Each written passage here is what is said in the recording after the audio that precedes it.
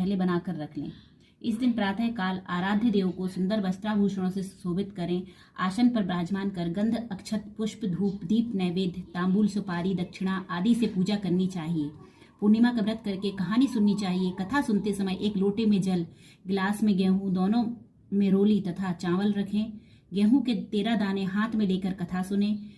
फिर गेहूं के गिलास पर हाथ फेरकर मिश्राणी के पांव स्पर्श करके गिलास उसे दे दें। लोटे के जल का रात को अधर्य दें। विवाह उपरांत पूर्णमासी के व्रत को करने के लिए शरद पूर्णिमा से ही प्रारंभ करें। कार्तिक का व्रत भी शरद पूर्णिमा से ही आरंभ करना चाहिए। आज से कार्तिक मास के व्रत प्रारंभ हो जाते हैं। कथा।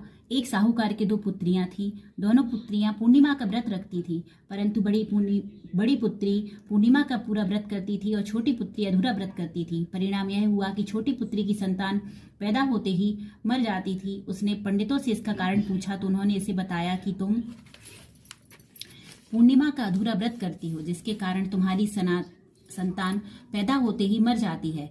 पूर्णिमा का व्रत पूरा विधि पूर्वक करने से तुम्हारी संतान जीवित रह सकती है। उसने पंडितों की सलाह पर पूर्णिमा का पूरा व्रत विधि पूर्वक किया। उसके लड़का हुआ, परंतु शीघ्र ही मर गया। उसने लड़के को पीढ़े पर लिटाकर ऊपर से कपड़ा ढक दिया। फिर बड़ी बहन को बुलाकर लाई और बैठने के लिए वही पीढ़ा दे दिया। बड़ी बहन जब पीढ़े पर बैठने लगी तो उसका घाघरा बच्चे को छू गया। बच्चा घाघरा छूते ही रोने लगा। बड़ी बहन बोली, तू मुझे कलंक लगाना चाहती थी, मेरे बैठने से यह मर जाता। तब छोटी बहन बोली, यह तो पहले ही मरा हुआ था, तेरे ही भाग्य से यह जीवित हो गया है। तेरे घाघरा छूने से ही यह जीवित हो गया है, तो सोच तेरे पुण्य से ही यह जीवित हुआ है। उसके बाद नगर में उसने पूर्णिमा का पूरा व्रत करने का ढिंडोरा पिटवा दिया और तब से पूर्णिमा का, शरद पूर्णिमा का यह व्रत किया जाता है। यह अपनी संतान के लिए बड़ा ही फलदायी व्रत होता है। इसकी कथा पढ़ना और सुनना दोनों ही बड़ा ही श्रेष्ठ होता है। राधे राधे। हमारे यहाँ शरद पूर्णिमा पर ये व्रत खोए के जो लड्डू होते हैं 6 लड्डू बनाकर किया जाता है।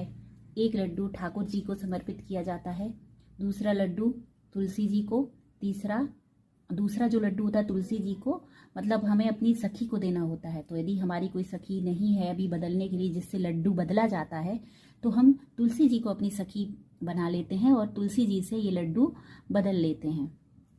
और तीसरा हंसते खेलते ग्वाल बालकों को दिया जाता है, जो बच्चे हैं उनको बांटा जाता है। चौथा मंदिर में दिया जाता है।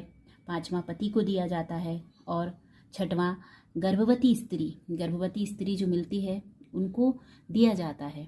तो ऐसे ऐसे करके लड्डू दिए जाते हैं और एक लड्डू